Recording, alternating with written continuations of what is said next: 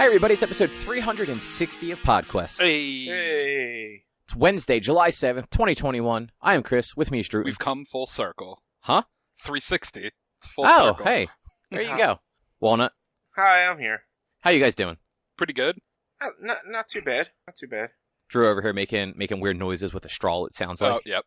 What a jerk. Man, No one wants to hear you drink. I'm jealous. I paid all my bills, so I don't have any more bills to pay this month. But I paid all my bills, and I have $100 in my account until next paycheck. So I'm bummed out. I want to order out so bad. When's your next paycheck? Next Friday. Oh.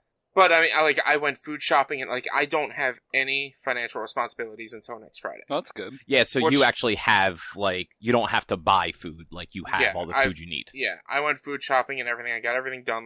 That's basically how I am month to month anyway. Is the first paycheck I'm broke because it all goes to bills, and then the second paycheck is all just my money that I can do whatever I want with. And I tend to go a little overboard. I spent $100 on Funko Pops and stuff the couple weeks ago when I had that extra money.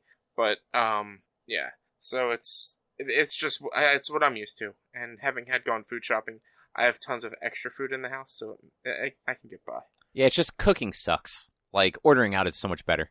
I don't hate cooking, but in my house I do hate cooking. I love cooking, but in my current house situation I don't. I can understand that part of it in with the space that you have, but no, cooking is just a bad time. We've been over this.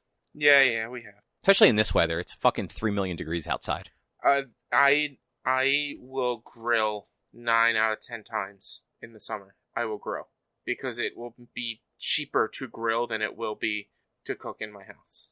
Yeah, see, I don't, but I would rather grill in the fall and winter because it's less awful standing over the grill. Mm-hmm. But I have no problem cooking but it's the way I look at it, it's during the fall and winter, I don't care about standing over the grill because my deck is so small I can go in and out, it's fine. I'm not standing over the grill for an hour. It's I made chicken for lunch today. It took 10 minutes. And it's I went out, I put it on the grill, I came back inside. I went out, I flipped it, I came back inside. But if I were to cook that chicken in the house, it increases the house temperature and causes my air conditioner to run hotter. That it's cheaper, flat out cheaper to just grill than it is to cook in the house. That's fair. Yeah, I mean, you're not wrong there, but yeah, no, our grill is not right outside of the house either, where it's just a few feet from the kitchen. If we're grilling, especially because I don't like sitting outside and eating, it's a hassle of, carrying a bunch of stuff out, carrying a bunch of stuff back in, opening up gates and doors and shit. Yeah. But, it is what it is. Grilled food is nice, though. I just a spring or a fall is my preferred time for that. Oh yeah, I mean, I'll grill into October. I'll start grilling probably around April and grill all the way into October. Okay, yeah, no, October's not bad. And, honestly, the last, several years, October has been kind of, warm here. Oh, I'm so mad at October anymore because I have a ugly Halloween sweater that I can wear one day a year, and that is Halloween, because that's when it's kind of cold enough to wear a sweater. And honestly, I can't think of the last time on Halloween I even needed to wear a hoodie. No, yeah, I don't even, I force myself to wear it because it's my quote Halloween costume. It's what I wear for Halloween now, is this ugly Halloween sweater. And then I try to wear it through Thanksgiving until Christmas, because it starts to get, but I love hoodies and I can't wear it because global warming's fake and all, and it's not actually happening, but the temperature of the cold months are getting hotter. Yeah, no, I mean, that's just what happens. The Earth is just rotating slightly differently, right? That's... Yeah. Global warming's not real, No. There's no such thing as greenhouse emissions or any of that stuff. Exactly. Anyway, Rich, what's on the agenda? On the agenda is, me and Droo actually played some Operation Tango, and, I streamed it, but, we also can talk about the fact that we got Cobb to play a multiplayer game with Apex Legends as well. I guess, Cobb, you played the Neo, The World Ends With You demo, which I didn't even realize they had one. Yeah, it's on the Switch. They announced some information about the quote-unquote Switch Pro, but maybe not the Switch Pro, but the Switch OLED. Then we all should have by now watched, and even you, the humble listeners, should have watched, Terminator Dark Fate. The Netflix show Fear Street 1994. I have no idea what Nobody is, because I didn't look into any of this at all. prior to now. What a failure. And, Gob, you finished Gundam 00. I did. So yeah, we'll talk about that. But there's one other thing that we're going to talk about first. Well, before that, just quick bi-yearly reminder. Games Done Quick is happening. You should go watch it, support it. It's a good time.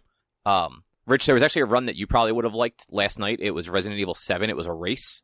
And it didn't look like they weren't exploiting things. They were just very good at the game and they knew exactly how to do certain things. See, as much as I probably would like that, I wouldn't have watched it because Resident Evil 7. 8 is the one I haven't. Yeah, I probably would have watched it. That would be fun.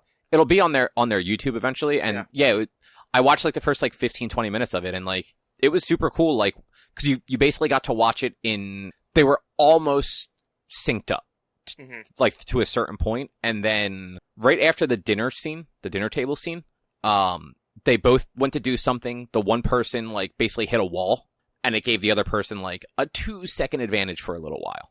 Yeah. But nice. The only other one that like really, really stood out though was, I just thought it was weird. It was a Paper Mario run. Which Paper Mario? Like the original on N64. Okay. I want to say it was a 25-minute run. The first 10 minutes of it were the opening of Ocarina of Time. Yeah. What? So the category that the person was running, I think it was called Stop and Swap. You actually start playing Ocarina of Time. You have to do this on an actual N64 with real cartridges. You start a new game of Ocarina of Time. You do a certain amount of things in it. And then you literally pull the game out while the console's still on and then put Paper Mario in. And I believe you just do like the soft reset. Like you just hit the reset button and it loads into Paper Mario and you start a new game of Paper Mario. Apparently the trick is if you have the expansion pack in the N64, the one that you needed for like, for Donkey Kong 64, for instance, that thing added 2 megabytes of additional memory. So it went from 2 megs to 4 megs.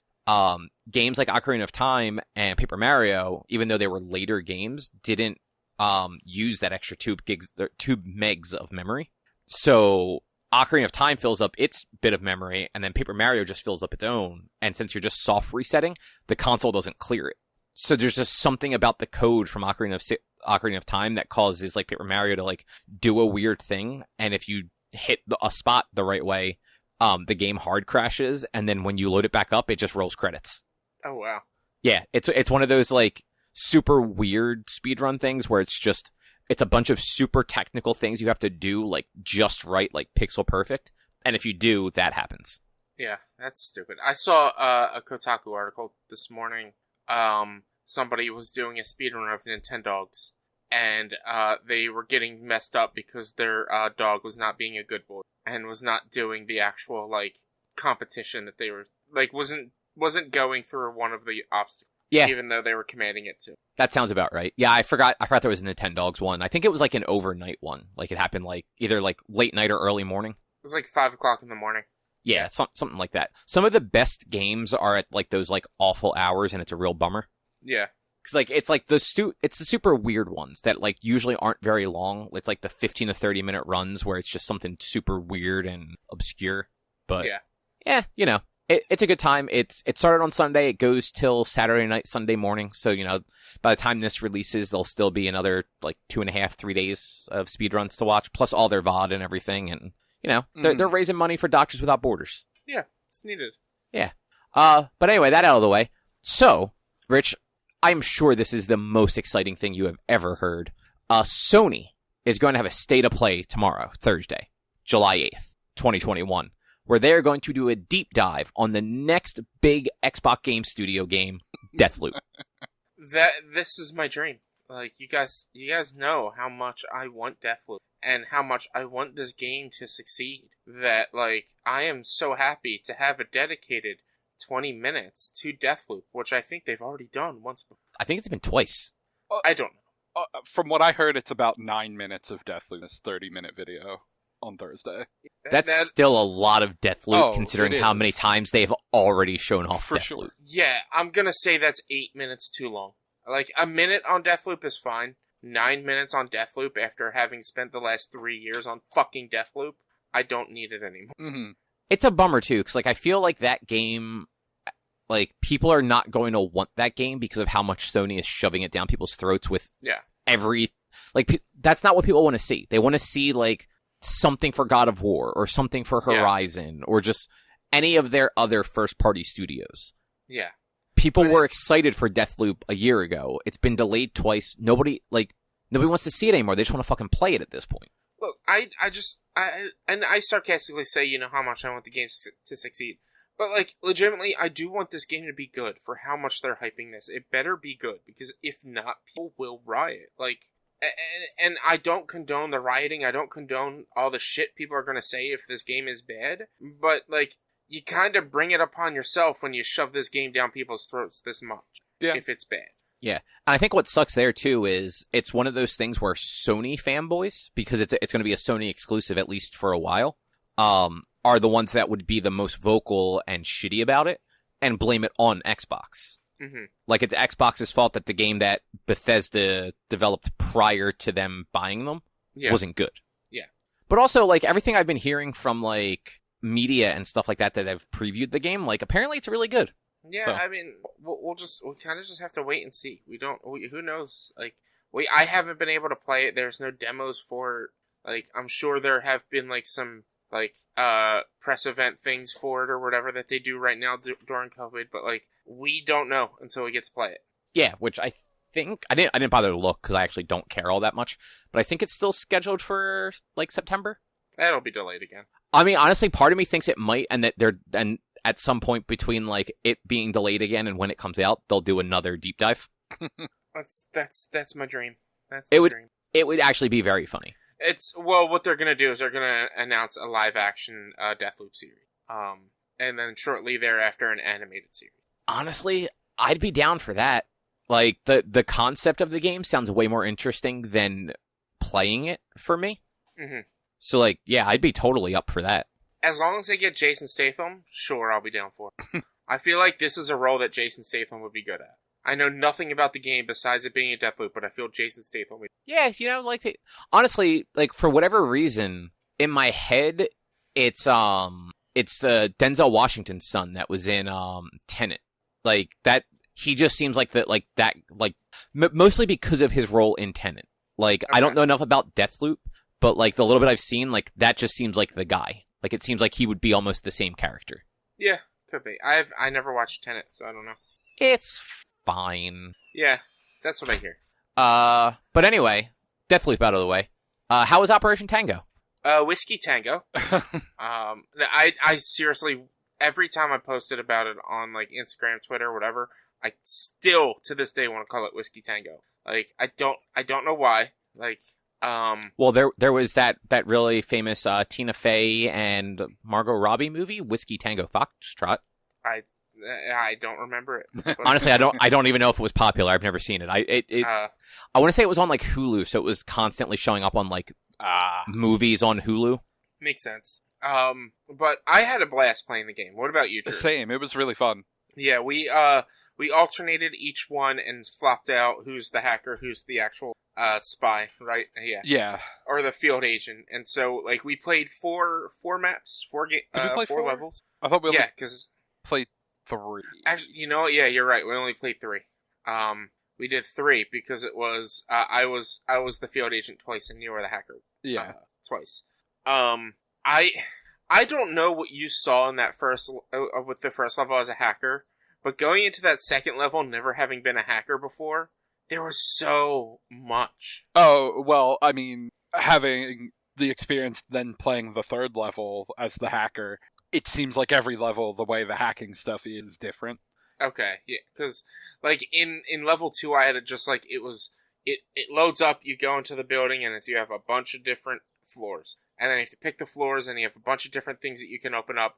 And, like, there were still some that were locked out. Mm-hmm. I'm like, I'm wondering, is there a way to unlock these? Yeah, there were a few things on the first level that I couldn't access and never needed to access. Yeah. Because, like, there was, like, the company system and then the vault, but then 2 other things in the middle that were locked. And it was like, oh, do we go back? Yeah. Is there a hard mode? Who knows? That would be pretty cool if there was a hard mode with more objectives and more things. But the game, it's fun. Like, there are some co-op puzzles where, like, there's a little ball on the screen, and field agent controls left and right, and the hacker controls up and down, and you have to move the ball to the other end of the screen without touching things. And then that fire puzzle that we had in that first level was ridiculous. Oh, okay. So that one, I as the hacker was in like a kind of a VR mission looking room, and I could only see in first person. I don't even think I could look down a little bit, but there would be a platform I could stand on, and then a bunch of empty space, and then a platform I had to get to, and Richie had to place floor down for me to walk across. And like the first one, it's like, okay, it's just this big empty area, easy. But then there were the fire things going back and forth or just scrolling across that would destroy the floor you put down or kill you if you touched it.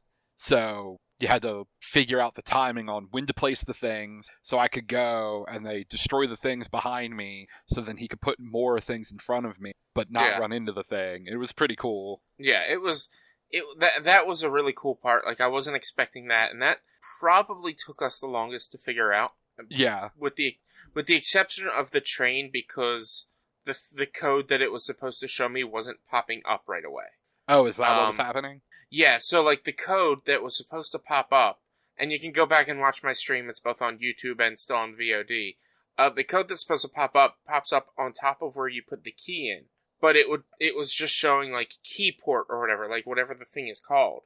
And it was supposed to flash back and forth, I guess. But every time I was looking at it, it wasn't showing the code, and when I would look away, it would show the code as I'm looking around to find the fucking code. It wasn't until like I saw it change from the code to the what it was saying that we had to like wait 30 seconds for it to flash back. Gotcha. At that point, we were running out of time as well. Luckily, you found a way to cool things. Yeah, that just popped up like when it hit like 20 or 30 seconds left. It was like, oh. But I only had 3 uses of them, which added an extra 30 seconds each. Yeah, but that was enough. That's what we needed in order to finish up the map. So, yeah, that section, we were on a train at the very end. Like the other people hacked it and destroyed the brakes, so we had to go hack in and fix the brakes. And that section was very keep talking and nobody explodes. Yes, a lot of the game is very similar to like a keep talking and explodes. Except that one was like super, where it was like Richie would see a thing, I would have then instructions based on like there were X number of wires. He would read the color. He was going like black, red, blue, white, yellow, and it was like, okay, that was 5 and there was a blue. This is what you do. Or he had to mix different, I guess, like liquids together, and it's the red, blue, and green liquids, and I had to tell him the order to do them. But then halfway through the order, it would be like it'd start to unstabilize. So then I have to tell you what like if it's too acidic, if it's too like basic or whatever, and then he would have to tell me how much of a solution and how to put the solution in. It was just it was really fun and intense. Some of the parts, like when I was the hacker and the firewall was attacking, and I was trying to figure out how to tell you like what the symbol looked like for you to hit it, and it was just picture like a triangle, and then above the top point there's a circle covering the top point. That's all I saw was just the circle with the 2 lines coming down and the line across connecting it into a triangle, but I didn't see the top point of the triangle. I couldn't figure out how to explain that to him. Oh, no. It took 30 seconds, the full 30 to 40 seconds for me to say triangle with a circle on top. You know what? I think I saw when Nextlander was streaming this game, like when I originally saw what this game was, I think I saw them do that. And they had the first time they did it, they had a similar issue getting through it and failed. And then once they were like back into it, like got through it better. Yeah. And there was a part in that same level where basically there was different kinds of like suns on the screen, and you had half of the icon was one kind of sun, and the other half of the icon was the other kind of a sun, and you had to explain what the 2 halves were.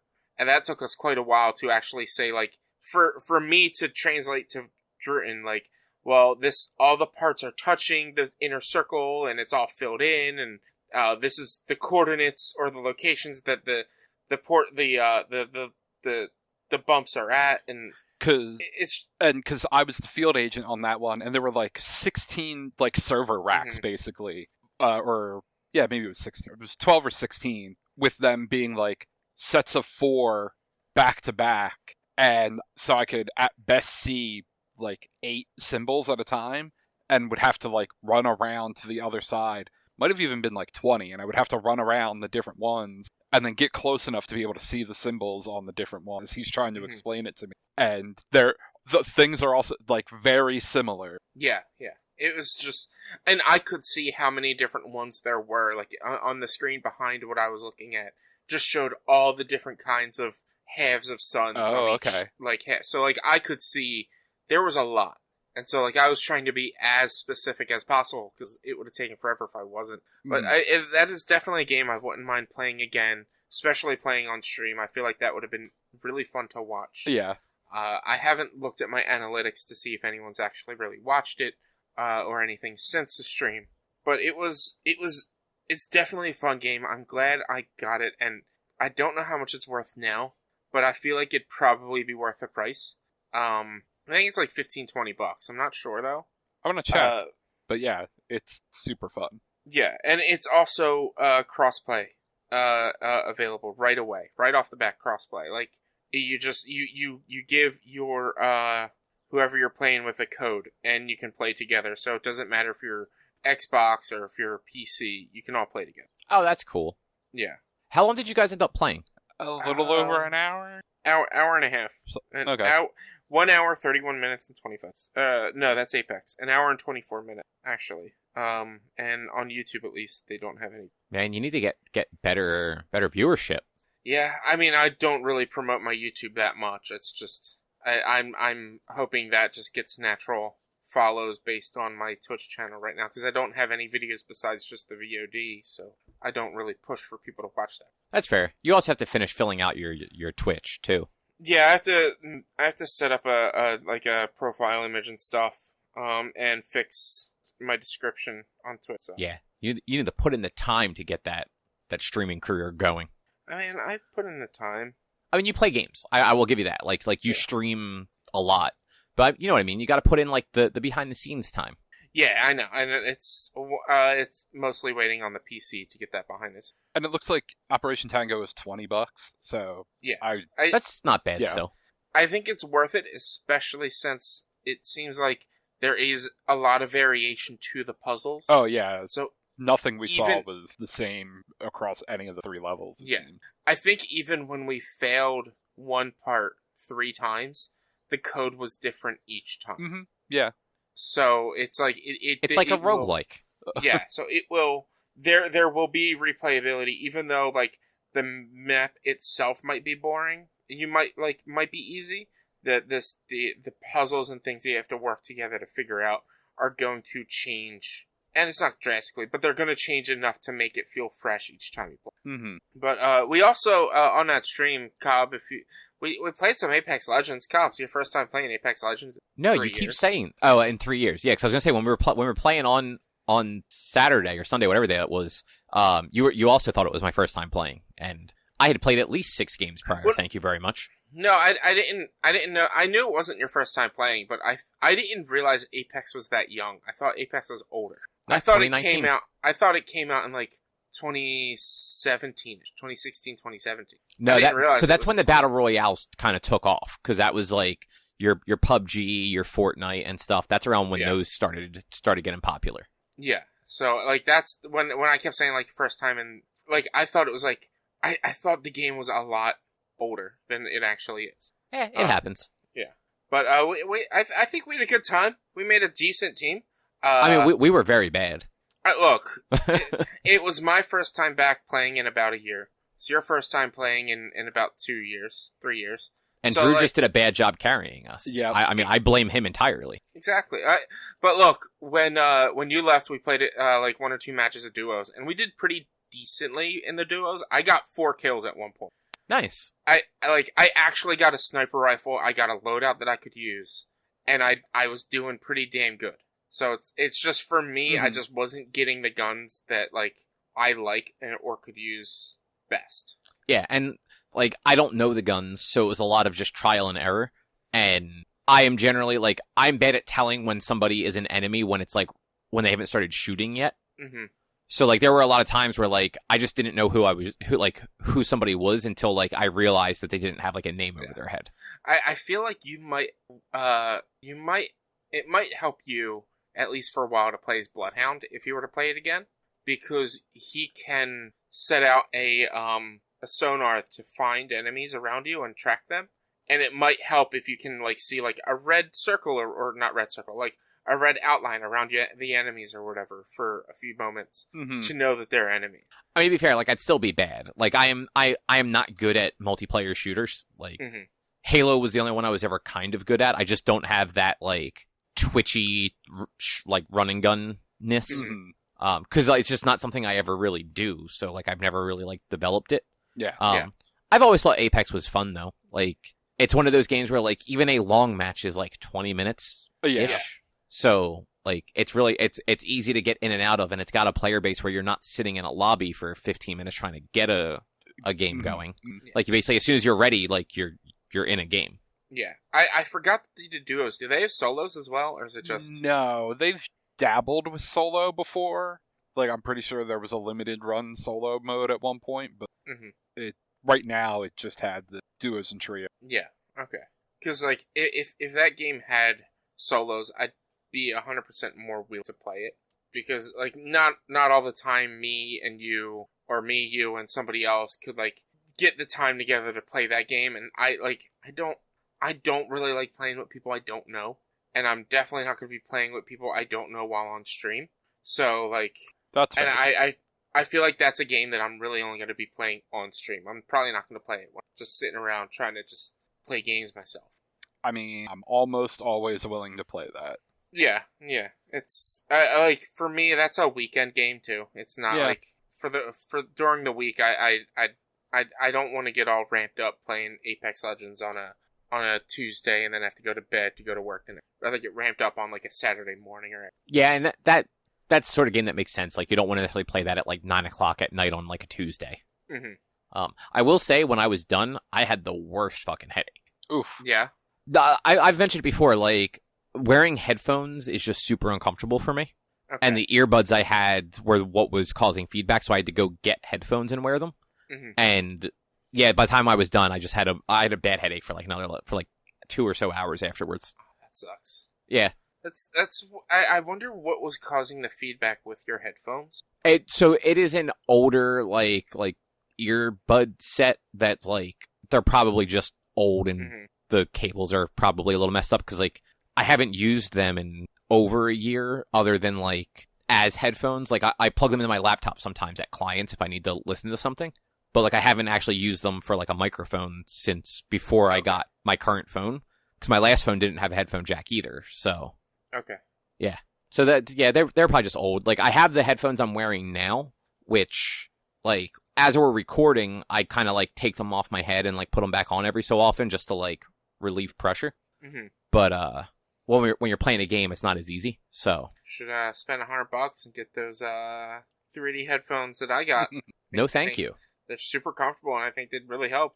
But they are really comfortable. I mean, that's great. That is too much money for headphones that I will wear almost never. You could wear them at least once a week. I mean, I guess so, but at that point, like, I'm fine with these ones because I can just kind of take them off my head for a second, and, like, I can still hear you guys when I, like, pull them away. $100 to... That just doesn't seem worth it. It is. Like, I had to alter or mess with the audio when we were playing Apex a little bit to turn the game up and to turn you guys down.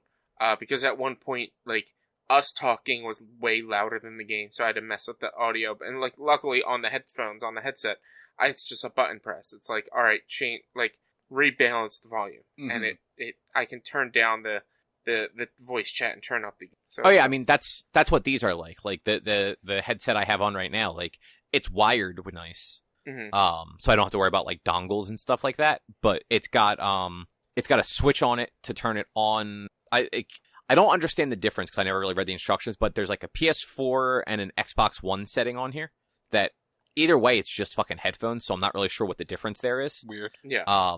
But then it's got dials for microphone and for audio, so I can like turn shit up and down.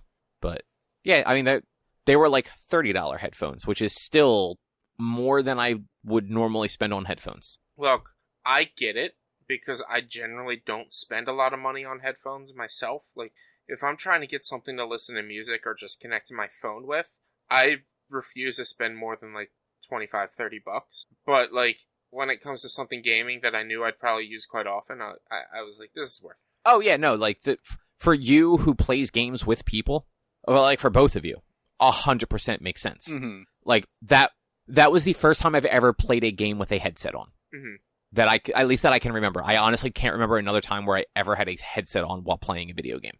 Yeah. And I've been wearing them more and more now with streaming, so that we don't get feedback with my game on the mic. When I'm and like this. even like outside of you, like I've heard really good things about that headset. Like it is apparently a very good headset. It is. I mean, I've barely ever played the PlayStation 5 without wearing that.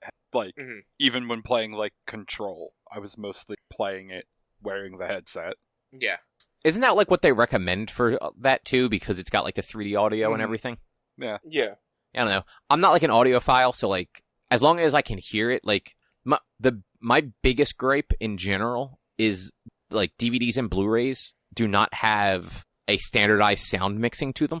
So, like, if I'm watching television on my TV downstairs, it's at, like, 35-ish is the highest I really need to set it. Same thing with games. Like, games don't need to go over, like, 35, 36. If we put, like, a fucking Blu-ray in, it has to get cranked up to, like, 62 where you can't hear any of the fucking dialogue. Jeez. Yeah. Yeah. Yeah, I'm like that, too. But I watch Hulu with I watch Hulu and sometimes Netflix with subtitles. I can't hear the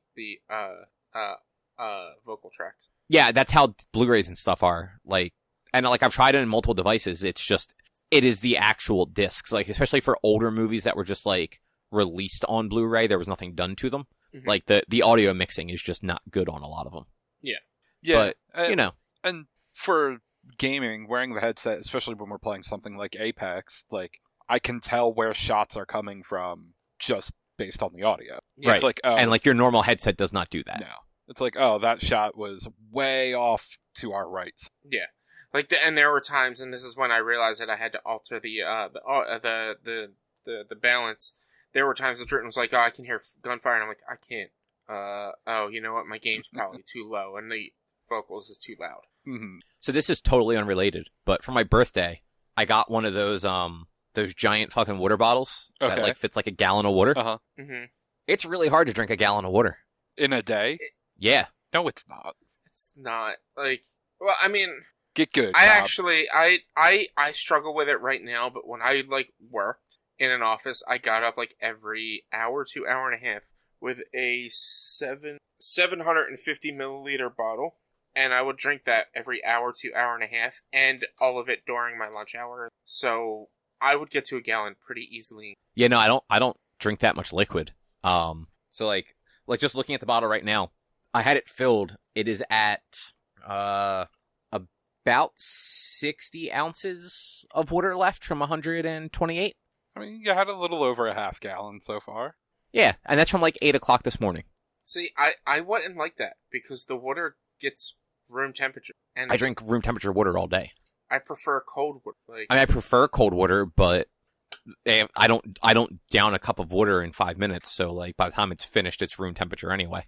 See, I'll fill up I drink the souvenir Phillies cups and stuff like that, like the ballpark souvenir cups, and I'll fill that up every time. And it's generally, but by the time I finish it, it's still cold. And then I'll like sit around for an hour before I go fill it up again. Otherwise, I'll just keep filling it and peeing every 45. Yeah, like even if I'm drinking water quickly, like within an hour, it's room temperature.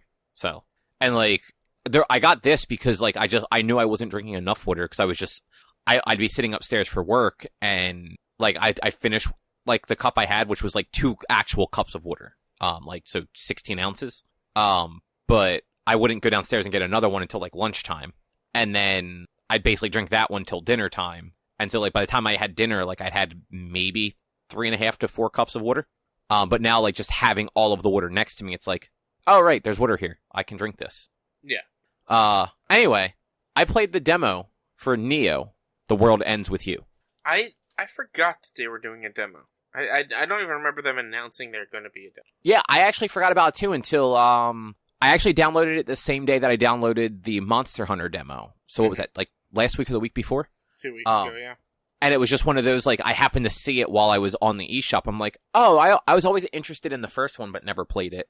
Like, I wonder what this game is like. The first one was really good. I never beat it. I think I got through the second game, but I never made it through the third game, or I might have not even beat the second. I can't fully remember. Okay. Well, and by game, it's like it's split up into I think it's like 3-day segments, and each 3-day segment is like is a game in the world. So like I might have made it like 2/3 of the way through. For the most part, I can't fully remember though. But it was fun. The art style was good, and the music was great. Yeah. So like I said, I've never played the original. I don't know anything about it. Mm-hmm. This one, like the style for it's really good. The music's really good. The setup seems kind of like a Danganronpa stuffed with a Persona. Because it's very much like, oh, you guys have to play this game now that it seems like you might be able to die in. Yeah. And it's all sort of visual novel-y, like dialogue. Like the dialogue is the characters showing up on the screen as like text plays. There's some voice acting though, which is nice, and you don't see a lot on Switch games still. Mm-hmm. I don't care for the combat all that much though. Like it's not bad combat, it's just not fun. At least in this early part of the game. Mm-hmm. It's a little confusing up front too. Like I don't know, and Rich, you can correct me if the original game was like this too. But in this one, you get pins, and you can assign one pin to a character, and that pin basically gives that character some sort of an attack. So when you get into battle, like so far, I've had up to 3 people on my team. One button on your controller represents the attack for each character. So each character can only do one thing. If you're not attacking as them, they're just not doing anything. Mm-hmm. And you have like an energy gauge essentially for like how much you can attack before you have to rest and let your gauge fill back up. But it's not. I initially thought it was just, character X is on the X button, character Y is on the Y button, character R is on the R button. But it changes just depending on the button. So like there's one character that he was on R, and I liked his ability. I got a new button that seemed like it had like what could have been a cool ability, but it was also R, so I couldn't assign that to anybody unless I wanted to get rid of the ability that I liked on the guy that already had an R attack. Which, like, I get it. Like that gives you some sort of like you have to decide what you want more. Do you want to try the new thing or stick with the thing you know works? But it just seems very hectic and not all that difficult. Like even the boss fights, like I just kind of button mash for a few minutes and then it's over. Mm-hmm. It's been a long, like it was a 3DS game when I got it. It was a DS game. Thank you very much, sir. Yeah, it was a DS game. So like I actually Googled like screenshots of it to try to refresh my memory, and like if I remember correctly, you use the touchscreen to play that game. It's tapping the pins on the touchscreen and not actually using the face the buttons. But I don't really remember a lot of the actual combat system. I just remember enjoying it. I don't remember like how it was fully played. I just remember that it was pretty good. But like it does look like, yeah, there was like some sort of pin system. And as you were talking about it and I was looking into it, I remember more like you get pins and things like that, and that represents your abilities. I don't know. I never had an issue with it. I always thought it was pretty good. I'm trying to just figure out where I was going to from here. But like I do want to try it. Maybe I wish you had said something. I would have downloaded it and tried it myself. I had a decent amount of downtime with work today. It's been on the docks for a week. You know, I don't look at things. That's not my fault. Look, all I knew this week was that we had to watch Terminator, and that almost didn't happen because I almost forgot. Like, that's why I reminded you on like Monday. Yeah, I needed that reminder. I mean, look, it was not bad. Like, I did not hate it. I didn't finish the demo. It's another one. It's like the Monster Hunter one where your save will actually carry over. So it's the beginning of the game. You can play a bunch of it and then decide if you want to actually buy it. Yeah. I played probably 45 minutes to an hour though, and it's got interesting stuff. Like some of like it's just very easy. So like the puzzles I had to do were very easy puzzles. The combat was very easy. Like there was no real challenge to any of it. Whereas like at least like that Monster Hunter demo, like the combat wasn't hard because it's the beginning of the game, but there was still like all right, well let me think about how this is going to go rather than just button mash. This is like a game where it's shown to you like it's an RPG with like mechanics, but really you just button mash and hope for the best.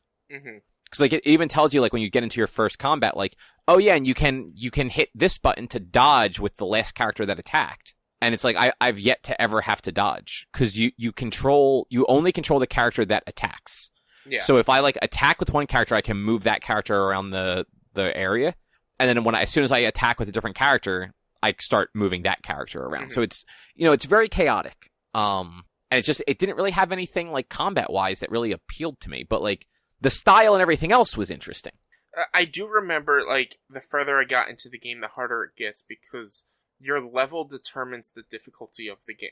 So, like, it gets to, or at least in the original, on the DS, like, if you can get to a point where you leveled up so much, the difficulty was set to a point that it's too hard for you, that you might have to bring the difficulty down to keep it at a level that you can play it at. And it did have like difficulty levels that you could like swap like on the fly. Mm-hmm. But the only levels I was getting were actually for the pins. Like the pins would level up. So every time you changed out a pin, you'd start back at like level 1. Yeah. Which like isn't a big deal. Like it worked because and like it leveled up quickly because it was the beginning of the game. But I don't know. Having no nostalgia for the first one, I don't anticipate ever buying this one, but for people that like enjoyed the first one, like they'll probably enjoy this one. It's like a similar art style to what I've seen of the first one, but obviously like modernized. It's 3D instead of 2D, and the only thing that sorry, I just hit the microphone. The only thing it was doing that was weird was it would occasionally go into like a fixed camera angle, but from like the worst possible angles. Like it would like fix it from like a down down facing up angle almost from like the street. Mm-hmm. And like it's not a huge deal because you don't need to move the camera to look around you all that much. But it was just very disorienting when you're like running and all of a sudden the camera is like underneath of you basically. Yeah, that's weird. But like they try to do some different things with those games. Like as we were talking about it, I was looking up because I know that they ported the original onto Switch. It's still $50, so I'm not gonna get that. A DS game that they ported over and didn't do any work to is $50. Wow. I thought about. I'm now thinking, can I find my DS or 3DS? Can I find my copy of this game? Did I trade it in or not? I kind of want to try it out and restart it and everything. It was. I remember enjoying it. Try this demo. Maybe you'll want to just buy this when it comes out.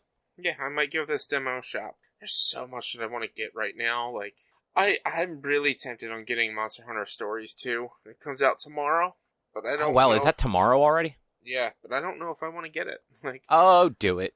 I honestly right now I'll probably wait until next week since I don't have a lot of money right now, just in case I do decide to order out or whatever. You said you had $100 till next Friday. You're good. That game's only $60. I'd much rather spend my money on food than games right now. So if I just that's decide the wrong mentality. Say like Friday before D&D, I'd rather just order food instead of cook or eat leftovers. It's a good. do that. It's a good call.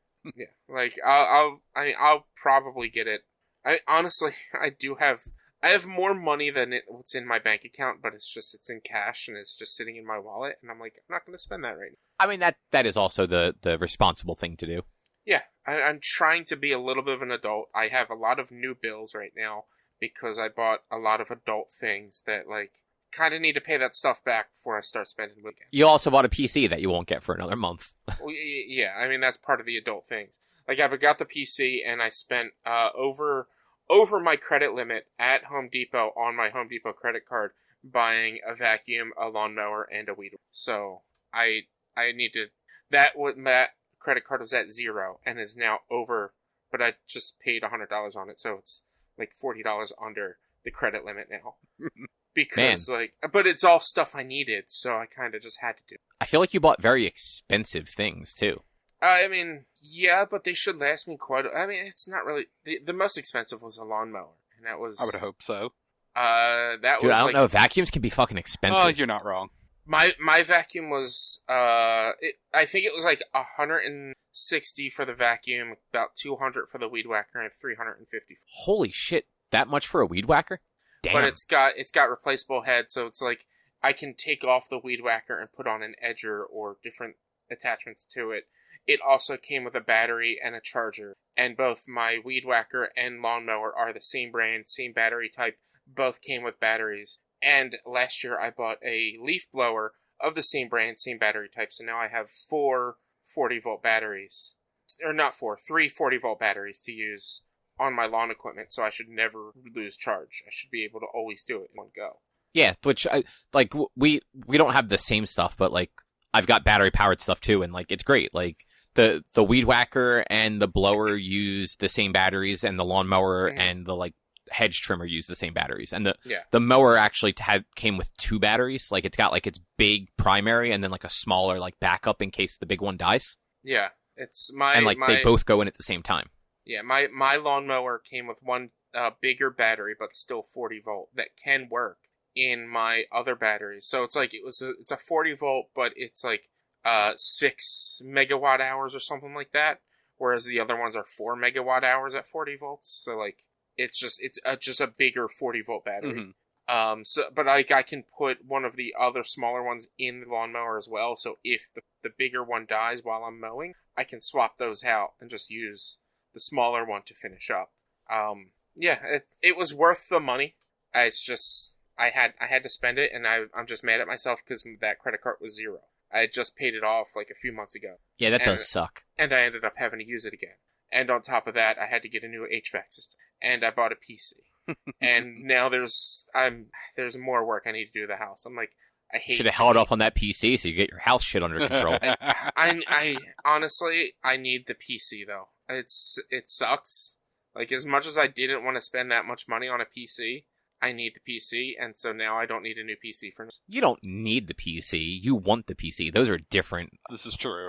I mean, it's kind of the same. Like, I wanted it, but I also needed it with everything I want to do with you. And you better do all of that. It's gonna fall off as soon as I get the PC. I'm gonna stop. Oh yeah, no. Like, I give you till September. You're just not going to stream anymore. Yeah, probably, or just not as frequent. But yeah. So that was our talk on Neo: The World Ends With You. Yeah. So what do you guys think of the Nintendo Switch OLED edition? Boy, that's a pointless upgrade right now.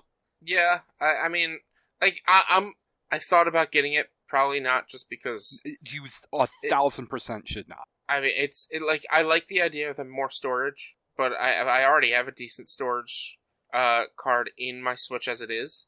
Do you know what size your card in your Switch is? I don't know. I could take it out and check. It's like right next to. So it's probably 128. You can get a 256 gig card, so you can double that storage For like $30. Yeah, so the storage is the last thing to worry about with that, because like 64 gigs is nothing. No. I think that is it. I'm pretty sure the Switch still does not have enough to install the Dragon Quest game that came out on Switch. But rumor is it's a 200. Okay, so that 64, that extra 32 gigs just wouldn't make like even a noticeable impact. But rumor is if you do want like an upgraded Switch, one Jeff Grubb from GameBeat says there's still likely going to be the real upgrade next year. Yeah. It's like I forget that the Switch is like at the end of its life cycle. So like it's essentially the Switch Pro is going to be like the next Switch system, like the next Nintendo system. That like I mean I'm probably going to get it. I'm definitely going to get the Switch Pro or whatever the next Nintendo system is. And seeing as how we are getting the final Smash Bros. Character, I have a feeling a new Nintendo system's coming soon. That like it is just better off to just wait since this isn't an actual upgraded Switch. Yeah, I mean, so a new piece of hardware would be likely sometime between 2022 and 2023 for Nintendo, because they are on a pretty solid like 5 to 6 year rotation. Because you figure we had the Wii came out in 2006, the Wii U was 2012, the Switch is 2017. So next year or 2023 would put it in that 5 to 6 year window. And even if they don't do like a full iteration, like it's not the Switch 2 or whatever, odds are by that point, hopefully, manufacturing costs and chip availability has swung the other direction, and they can put out a more powerful Switch, not just something with a nicer screen. Yeah. For a similar cost. Mm-hmm. Because for anyone that hasn't really seen it yet, so Nintendo announced Switch OLED edition. The screen, it's going to be a slightly larger OLED screen. It's like 7.2 inches versus like 6.8. I think it's 7 inches versus 6. Okay, I just grabbed two random numbers. So they're just they're shrinking the bezel around the Switch, so the Switch itself will still be the exact same size. It'll just have more screen on it than plastic.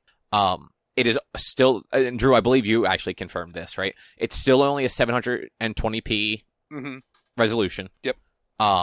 So like it's an OLED, which is great. Like it'll have some real good blacks on it, but it's still just 720p, which on the Switch screen, that's going to be a very nice picture. But when you plug it into the dock, it's still just it's going to be whatever 720p looks like on your fucking television. Well, I mean, the docked it'll do 1080p like the current Switch does. Oh, I thought the Switch only went up to 720. It does do 1080? Yeah, It does do docked 1080. it's 1080. Okay. Though I did see somebody saying if you're not changing the resolution and you're making the screen bigger, the image on the OLED Switch will probably look slightly worse because you're having a more stretched out image. That's possible. I mean, like Yeah. that's what happens though. Like, so I mean, it's not going to be that noticeable. It's not like a huge jump, but 0.8 inches and at 720p, like it's not going to be noticeable. I mean, it's a like 15% size increase, you know? No, I'm sorry, it's not noticeable. It's just I mean, no, not really. But you'd have to actually be that sort of person. Like Digital Foundry will show you the difference, but like absolutely.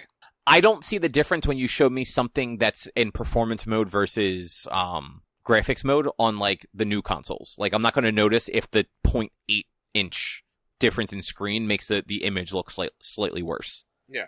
The bummer is like because this isn't getting any like added oomph, like frame rates will still be occasionally wonky. Like and not that it's like a huge deal, but like Mario Kart, for instance, I believe if I remember correctly, if you're playing single player, it's 60 frames a second.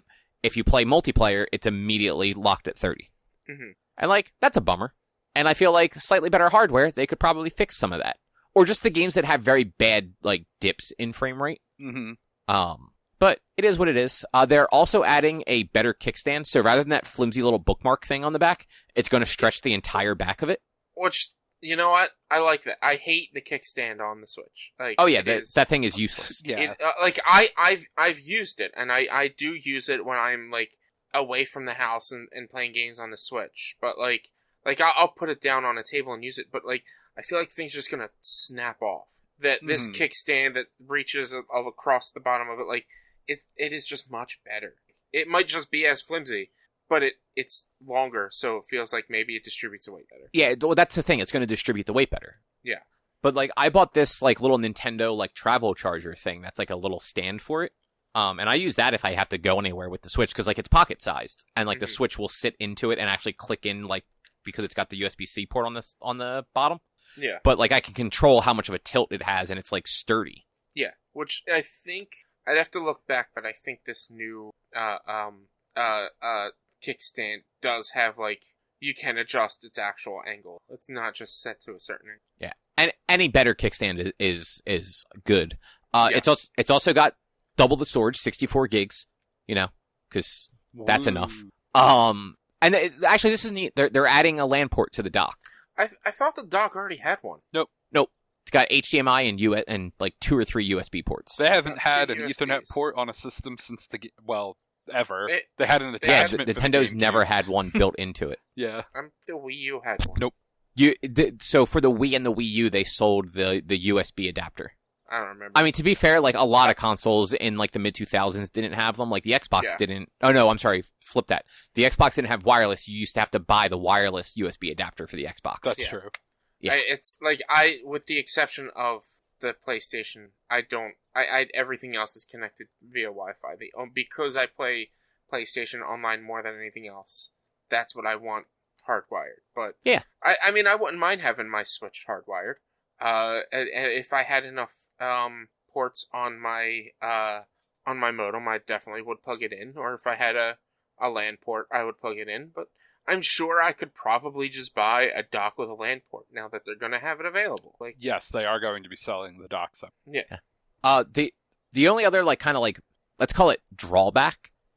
They still haven't fixed the Joy-Cons, so these are still going to ship with the same Joy-Cons that have the defect that causes drift. So they haven't. They figured out how to put a slightly larger screen into this, but they haven't figured how to fix their broken fucking controllers. As long as they keep fixing them for free, then that's not a big deal. I mean, it's not a big deal, but it's still a hassle. Have you had to send yours in at all yet? No, because I fixed mine myself. Okay, so I did it. Erica and I both had a set that had drift on the left stick. It took a month to get them back, and that sucks if you don't have a second set, and sets are expensive. Yeah. Mm-hmm. No, That's sort of the drawback is it's nice that they fix it for free, but it's $80 to get a new set if you have to send yours in. Yeah. And I don't know, fucking fix that before you fix a screen that's not broken. Or at the same time, why fix that when their new console's coming out in 2 years or in a year? They can just deal with it. They're probably not losing money by fixing them. And just sell the new console. Because the new version will probably also use the Joy-Cons, just like the Wii U still used the Wiimote and Nunchuck. Yeah, but they'll have the Joy-Con too, or whatever. I don't know that they'll make an upgrade. It'll work. But also they'll probably start pushing the Pro Controller. Yeah, it depends if they want to lean into the motion controls again, because they've kind of walked a line with it this generation, where early on they had a bunch of games that kind of required you to use the Joy-Cons, and then they dipped away from it, and then they're coming back to they want you to play games with the Joy-Cons. They have Breath of the, or not Breath of the Wild. What the fuck is Skyward Sword? You don't have to use it in handheld with the Joy-Cons detached, but they want you to. They added the sword slashes with the analog stick, but they want you to pull those fucking Joy-Cons off. I don't think the Joy-Cons would have that accurate of a motion sensor for Skyward Sword. No, it's got the same technology as the Wii Motion Plus. It's better than the Wii Motion Plus. Okay. I don't know. I didn't even realize that they were still keeping with the motion controls. I thought they were just to do just whatever the controls they have set up for it. No, you can do the motion controls unless they changed it last minute, because the last thing I saw, you could still do it. I don't know. I haven't looked into it. It's that I'm not that Skyward Sword isn't a game I'm going to be getting, or the update for Skyward Sword isn't a game I'm going to be getting for some time now. So it's not which really makes sense. Something I'm looking into. The last thing I have about the Switch though, this actually does fall in line with most of Nintendo's upgrades. A lot of people online were super salty about this. Mm-hmm. And it's mostly because media and influencers and stuff were talking about a Switch Pro for so long and saying that it was inevitable that it would be revealed. But you figure we had the Game Boy, which then became the Game Boy Pocket, which then became the Game Boy Color. The Game Boy Pocket was no improvement on hardware. It was just smaller. Mm-hmm. Yeah. And the Game Boy Color wasn't a better playing console. It just had a color screen instead of that green and white screen. Yeah. And then you had the GBA to the GPA SP, which was an upgrade in some ways. It added the backlight, it added the clamshell. That was honestly probably the best redesign Nintendo ever had. Mm-hmm. Yeah. I'd fight for that one. And then you had the DS to the DS Lite, which similar to the GPA, it shrunk down kind of the bulky awkwardness of the DS and made it, more portable. Mm-hmm. And then the DSi, which I think just added an extra camera or something like that. Yeah. I think so. I don't remember. Well, it added a camera. Oh, right, because the DS didn't have it. It was the 3DS that launched with a camera. Yeah. And then then you come to the 3DS where it was just all sorts of weird. So you had the 3DS and the 2DS, and then the 3DS XL, and then the new 3DS XL, and the new 2DS. Mm-hmm. And that whole thing just got out of control. But none of them were the new 3DS was supposed to be a hardware improvement. But nothing used the hardware improvement. I think there was Xeno Chronicles game that used it, right? I think there was 3 or 4 games that you could only play on the new 3DS instead of the original 3DS, and one of them was Xenoblade Chronicles. Yeah, so it's this upgrade is right in line with Nintendo upgrades. So people that were expecting the PlayStation Pro upgrade out of this, they were on drugs, obviously. Well, So here's the one thing I will say about this upgrade, or well, this revision, I should say. If they do put out a Switch Pro next year, how fucking much is the thing costing? $450? $500? Oh yeah, I mean it'll be more expensive. I imagine it'll be like $400. They will drop the price of this one to $300 and make the new one $400. Yeah, probably. Because I don't think this one is $350 because it needs to be. I think this one is $350 because they know people will pay for it. Yeah. Because the Nintendo Switch was the best-selling console for like 3 years straight or something stupid like that. It's I don't know. Probably still is one of the better selling consoles because it was hard to come by. Like, Droo, you guys couldn't find a Switch initial pandemic and had to get a Switch Lite. Mm-hmm. Like, and then eventually found a Switch. Like, I think they're still kind of hard to come by now. That them doing these revisions with a more expensive screen and charging more money for it, it's the people who still haven't gotten it but want it are now going to get this version and pay more money for something that essentially we all already have and spent the same amount for it 4 years ago. Like, I mean, this one's $50 more expensive than we spent because wasn't it only $299 when we got them? I don't remember. I don't think the Switch has ever changed price. Yeah, I thought it was the same too. But like it's my point though. Is like people now that they have this new version, they can still make less of the initial version, charge more for this new version, make more money, and because the console is still being bought. Like, Eric is probably still going to buy this version so that he can give his older one to his daughter, so he can have his own Switch again. Like, yeah, and that's like situations like that make sense. Like, if they didn't buy like a Switch Lite for the kids, and like there's just a new model of Switch, and the kids really want a Switch, like, yeah, buy the new one for the adult and give the kids the older one. Or if you just don't have one already, like if you don't have a Switch and you want like an actual like dockable Switch that you can also play in handheld, like spend the extra $50 and get the one with the nicer screen and the slightly more memory. It's not worth, in my opinion, upgrading though. No. Yeah. Like I said, I was initially like, you know what, I'll probably get this one, but I'd have fought you like, if you bought that thing. I don't really need it. Like, even though Switch is probably my most played console, I don't really need it. I can get by with what I have right now. So, yeah, like, no, you absolutely did not need it. And like, Rich, I get the idea of just like, oh, it's a new thing from a thing that I like. I want the new thing. Like, I 100% get that. Like, I saw that they announced this. I'm like, oh, cool. Maybe I'll upgrade. And then I saw what it was. I'm like, oh, never mind. I'm good.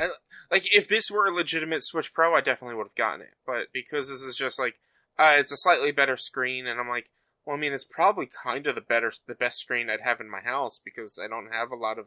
I mean, yeah, all my screens can do 1080p, but I'm just like, it's an OLED where the rest of them are all whatever the fuck they are. I don't even know what they are anymore.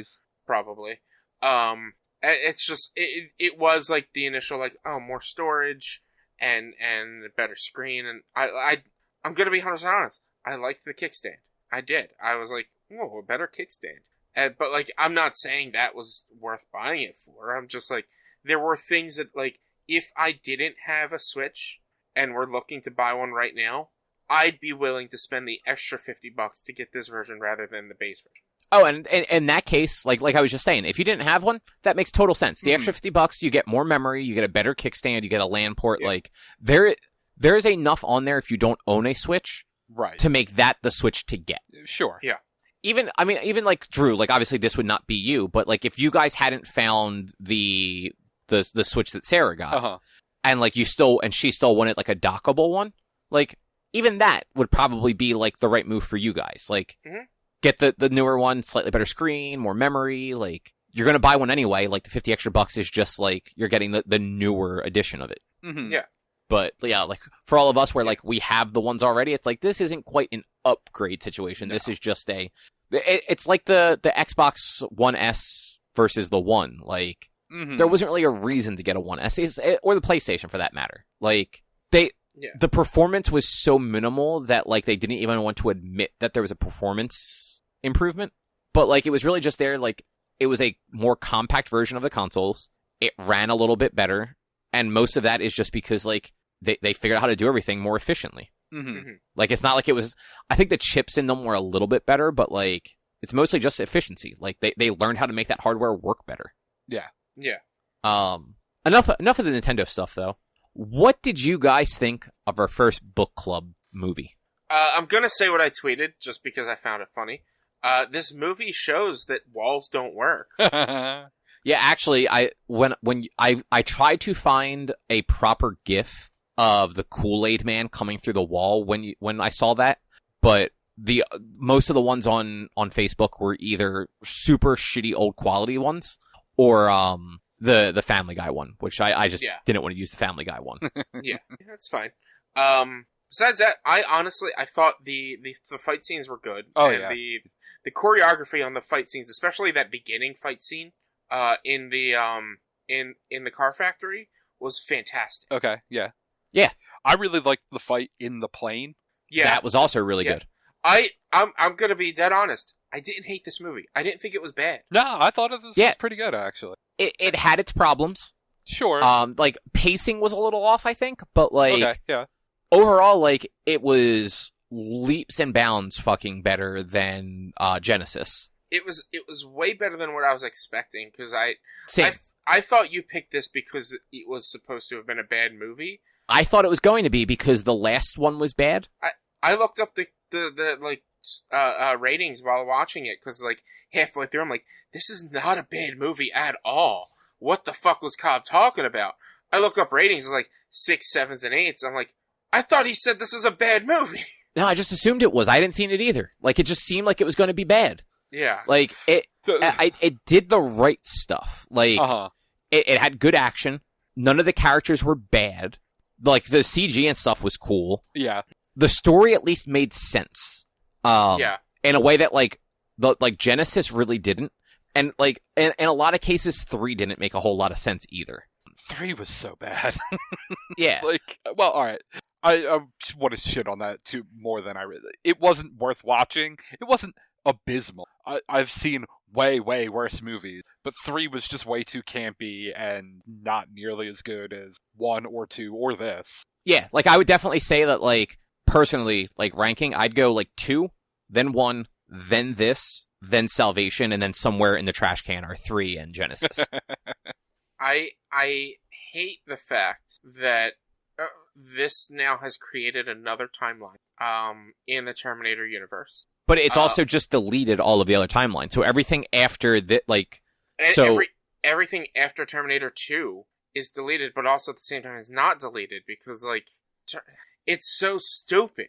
It's stupid. It's an alternate reality. Like, but that's not what these movies do. These movies aren't, like, dealing with alternate realities. I know, but, like, when you think about it, there is so many fucking timelines now for Terminator. They've gone back in time so many times. Like, there is the original timeline before any Terminators were sent back in time. And then there's there's the timeline that branches when Terminator 1 happened. And they send the first Terminator back, and Sarah Connor becomes who Sarah Connor is now. And so, if you think about it, there's actually 2 timelines from that. One where the Terminator fails, which we see, and one where the Terminator succeeds. And then you go to Terminator 2, and now you see the timeline where where they fail. But, like, that makes Terminator 2 a branching 3 timeline Terminator series. Because there's one where they succeed and John Connor lives, one where they succeed and John Connor dies, and one where they fail. This isn't Legend of Zelda. But that's what they've fucking done, though. They've turned Terminator into Legend of Zelda. But, I mean, it gets worse than that, because then you also have the timeline where an Arnold Terminator went back even further and raised Sarah Connor as a child to the point where she saves Kyle Reese, and then they travel to the current, like, our current day to find out that John actually got fucking converted into a Terminator in the future by fucking, by the 11th Doctor. Yeah, like I like the fact that they used this as both a sequel and a reboot to the Terminator saga, and they can just pull from this one. So, yeah. So I'm just gonna, if you have not seen Terminator Dark Fate, we've done a pretty good job of not spoiling it per se. But that's gonna end now, because I'm gonna spoil things from the very beginning of the fucking movie in a second. So if you haven't watched Dark Fate, stop, like, jump ahead, like, a few minutes, like, jump ahead, like, 10, 15 minutes, see if you hear the word Terminator, jump forward again if you do. I'll try and put timestamps in the description so that you don't have to, like, play a guessing game. So I like that at the very beginning of this movie, they just fucking kill John. Yeah. Like, as a kid, they just, first, right out of the gate, Sarah and John having drinks on the beach, and I think it was supposed to be like Guatemala, and fucking a T-800 shows up and just fucking puts several shotgun rounds into John and then walks the fuck away. Yeah. It's like, cool. That's great. And but I gotta say, they did really good with that CG with that. Like, he looked like what he looked like back in Terminator 2. Like, see, I thought they did a wonderful job on Sarah and on John. Like, they both looked like those actors did back then. I thought Arnold, though, looked like the store brand Arnold, like the we have Arnold at home Arnold. That's what I meant about John and Sarah. With Arnold, I can completely understand, but at the same time, if you think about it, he's supposed to be a different T-800 unit, so he is supposed to be a little bit store brand. It's not the original. No, so they established, I mean, and honestly, like, at this point, like, that has been erased, but, like, it was established that was just the T-800. All T-800s looked like Arnold. That's why, like, the T-800 in Terminator 2 is not the same one from Terminator 1 because they destroyed that one. It's just every T-800 is Arnold. That's why... And they explain in this one that several T-800s were sent back into the past at different times to kill John. Yeah, and Sarah kept killing them. And Sarah kept killing him. That was the one that she didn't kill. That the one that we meet as an old man is the one that killed John. Yeah. Yeah. Which I thought that was actually a really cool way to do it too, because like he basically grew a conscience and even like says that he's like more or less like yeah. For a second there, I thought they were about to imply that the Terminator had a child. Yeah. I was like, whoa, wait, no. Oh, okay, never mind. Yeah, this isn't Dragon Ball. Hey. I thought it was, and this is like where like I like but hate what they did, is that he is a remnant of a broken timeline that no longer exists. So like he shouldn't actually be here because they stopped the future. But that's not how this time travel works. No, it's not how this time travel works. But like he is, and which is why I kept saying like they have now made a million fucking different alternate realities and alternate timelines because of what they did with this fucking movie. But like they really, what they were doing was just wiping the slate clean so they could just say fuck all the rest of these movies and let's just go from here. Yeah, and that I really did like that. It's like, all right, it's no more Skynet. Like that it's Cyberdyne is not responsible for the end of the world anymore. Like, cause like in every other movie, it's been like, okay, well, Judgment Day just keeps getting delayed. Like it's inevitable, which like, that makes sense. Like it is inevitable in that universe that at some point humans will make a technology that destroys us. I mean, honestly, that's in our timeline too. Fuck. Yeah. Yeah. But like the fact that like in these movies, it's like, all right, 97 is Judgment Day. And then in 2003, it's like, oh, well, we stopped Judgment Day. It's like, oh shit, no, Judgment Day happened. It was it was inevitable. And then in Genesis, it just got pushed back to 2016 or whatever. It's like, why is it always the same thing? Why is it always Skynet going live? Like, yeah, and that's like one thing I don't get with Terminator 3 is like what the events of Terminator 2 was supposed to have stopped Skynet. Like, stop Judgment Day, stop Skynet. That's why it was called Terminator 2 Judgment Day. That's the whole point of Terminator 2. And so this timeline sticks with what was supposed to have fucking have happened at the end of Terminator 2. Like, why did Terminator 3 and the rest of them happen with Skynet, even though they stopped it in Terminator 2 in 90 whatever? And like, so they fixed that by releasing Dark Fate, saying, like, they were actually successful. Yeah, exactly. And I don't know if you guys would agree with this or not, but I think, like, and we've already said, like, this was actually good. Like, it was not a bad movie. It would have been 1,000 times better if they had managed to not announce that, Linda Hamilton was coming back as Sarah Connor as, like, a main character. And the first time you fucking see her is when her fucking Jeep shows up and she steps out and starts shooting the Rev 9. Mm-hmm. Yeah. Cause, like, that's the moment where you expect, like, Arnold to show up. And for that to happen, and then for fucking Sarah Connor to step out, like, people would have fucking lost their minds. This movie, the movie wouldn't have been a box office bomb if that was the case. Cause that would have had, like, word of mouth spreading to where people wanted to go see it. Cause unfortunately, this movie did not, it reviewed well, it did not make any money, and they have canceled the trilogy that it was supposed to be the beginning of. I'm surprised, because usually, even when these movies don't do good, they still make sequels. it didn't even make its money back from what I saw, like, Oh, wow. in the theater. Like, it was actually a bomb in the theaters. I think it has since made money back, but between that one and Genesis not doing well, like, the studio's just under the assumption that, like, people don't want Terminator movies. And it's like, no, people don't want Genesis, and they thought Dark Fate was going to be just as bad. Yeah. Give it one more chance, and you might be surprised. But also, James Cameron is making 13 fucking Avatar movies, so he doesn't have time. Yeah, exactly. But yeah, I thought the humor was actually pretty good in this one too. That was the one thing I was about to say, is there was the right amount of humor in this movie. Mm. And it was like good humor. Like Terminator 2 had good humor for the early 90s. And like I feel like this one had good humor for like now. Like the fucking T-800 being Carl. I was texting with my friend while we were watching the movie. I'm like, of all names, he picks Carl? Yeah, like I literally have a note, like I was just like typing notes on my phone as I was watching it. And the note is just like fucking Carl? Yeah. I feel like he probably accidentally killed someone named Carl and took their van and just adopted it. I mean, That's a reasonable potential, but Or that was her husband's name was Carl, and so they just. But why would he want to keep the shitty husband's name? Because she doesn't know that he's a robot. Yeah, maybe that's just like his alien. Like she just calls him Carl. She doesn't actually know what his name is. She just calls him Carl because that's what they've agreed upon. Is like, I'll just pretend to be your husband from here on out, type of thing. Who knows? Yeah, I mean, it's very funny, and yeah. The line when he takes them into like his gun cellar, and he's Yeah. like, "Well, I just assumed that human history at some point you all were going to kill yourselves. Also, this is Texas." Yeah, yeah. And then just him talking about the one house he was helping with, and talking about the style of drapes they should put up and butterflies or whatever. Right? Yeah, because he did drapes or something. Yeah. Sorry, Rich, go ahead. No, I was just gonna say it was perfectly placed and perfectly timed.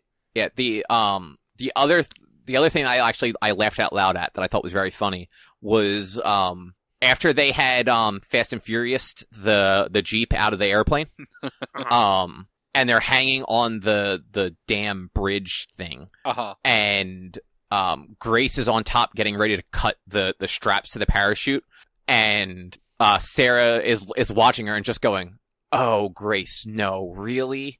And then she yells down, "Strap in," and Sarah just looks at I forget the other girl's name and just goes, "Right, because otherwise it would be dangerous." Yeah. Yeah. I will say I wasn't that big a fan of Grace. Like, I liked her. I like the character. I feel like the acting was just a little off with her. Like, and it was also same with Sarah Connor, Linda Hamilton, right? Yeah. The acting for them two is just not fully there for me. That just like kind of took me out from time to time with it. Like, it wasn't all the time, but there was just instances where I was just like, this just. It doesn't, like, the way they're playing this character and the way, like, I feel the character should be played a little bit more, like, it just was a little disconnected for me. That's fair. Yeah. Like, I think they were both pretty good. I'm actually trying to see, like, so Linda Hamilton, oh no, I'm sorry, that is not the right list. So she hasn't really done a whole lot in the last, like, 20 years. Mm-hmm. She's done like some voice work, a few small movie roles, it looks like, but like not as much as like somebody who was as famous as she was in the early 90s. Yeah. Also, I always forget Terminator 2 is 91. I always think it's 92 for some reason. Close enough. But it happens in 95, which is also strange. Cuz like John Connor's 11 maybe, more like 10. Like cuz the first one takes place in 84. She gets pregnant in 84. She has her kids sometime late 84, early 85, we assume. Mm-hmm. So, like, at most, John is 11. Yeah. But, like, he definitely seems like a 13 or 14-year-old. Yeah, he acts a lot more teenage and adult than he should be. Yeah, because, like, when was Edward Furlong? Yeah, like, Furlong was born in 77, so he was almost 10 years, he was 9 years older than what John Connor was supposed to be. Mm-hmm. So, I don't know. That's weird. But yeah, it was a good movie. Like, I am not upset that I watched Terminator Dark Fate. No, yeah, neither am same. I. Yeah. So the next thing we're gonna do, Rich, is something you wrote down. It's a podcast. Yeah. It's a paranarrative podcast. It's The Message and Life After. They were developed by GNC, I believe. And Wait, GNC like the vitamin place or the car company? The vitamin place, I believe. Let me double check on. No, it's if it says. well, okay. What it says on. Man, there we go. GE, not GNC. GE Podcast Theater. And Panolply. So I don't know why I said GNC. Whatever. But it is a pair of podcasts that essentially are in the same universe. Life After will slightly reference the message a few times. So definitely listen to the message and then Life After. It should be in that order on your podcasting app. Total, I think I've done the math. What was it, like 8 hours tops? Not even. On the spreadsheet, you said it was like six and a half ish. Yeah. I like these so much that I listen to them at least once a year, and I have talked about both of them at least once or twice on this podcast. That like they're easy listens. I love the message. Life After is good, and the only reason I add Life After is because it's part of the whole like quote universe of these podcasts. But like I am more interested in hearing what you guys have to say about the message, but like both of them are just really good. I love them. So that's what we are going to have to talk about. August 7th, I believe. Yeah, the first week of August, whatever. So it would be the week of we will talk about it the 4th of August. It would come out the 5th of August, probably. Yeah. And then after that, Drew, you will have to come up with something that you want to make us endure. I don't know if you actually look or not, Drew. On the one spreadsheet that we have shared, there is just a page for that stuff. I looked at one point, but haven't looked in a while. I am curious how I will feel about this. I don't normally do great with like narrative like audio content. I've tried listening to like audiobooks before and I can't do it. Like I end up spacing out and missing a lot of it. Mm-hmm. So I'm curious like if these will hold my attention or if I'll find myself like having to like re-listen to them a bunch. I think the good thing about these are like the longest episode is 28 minutes, it looks like. And the shortest episode is 5. There's a which 34 does definitely episode. help. Is there a 34-minute episode? The last episode of Life After is 30. Okay, so the longest is 34 minutes, and the shortest is like 10 or 11, actually. 12, it looks like, is episode 3 of The Message. So, like, you can easily listen to these on short spurts if you're driving to a client or whatever. Like, throw one on. You don't have to listen to them back to back to back, but you can. They are very easy listens, and, like, it would be very easy for you if you're taking calls for work to just stop, pay attention to the call, deal with that, and then jump right back into it. Because they're so short, I'm sure you will catch yourself, like, not dozing off, but losing focus, easy enough to where you can backtrack and re-listen because of how short. Which, that's what I meant. Like, I'm curious if I will actually be able to stay focused for even, like, the 15 minutes. Or if I will find myself having to go back and like re-listen like once or twice to some of the episodes, just because, like, not because they're bad or boring, just my mind tends to wander a lot. So like listening to like normal podcasts where they're just like shooting the shit and talking about whatever, like if I dip out and like miss something, it's not a big deal. Like they're talking about the news or a game or what have you. But like something narrative, like if you miss 2 minutes of it, like you might miss something important that you then have to like, oh shit, let me rewind and re-listen to that. Yeah.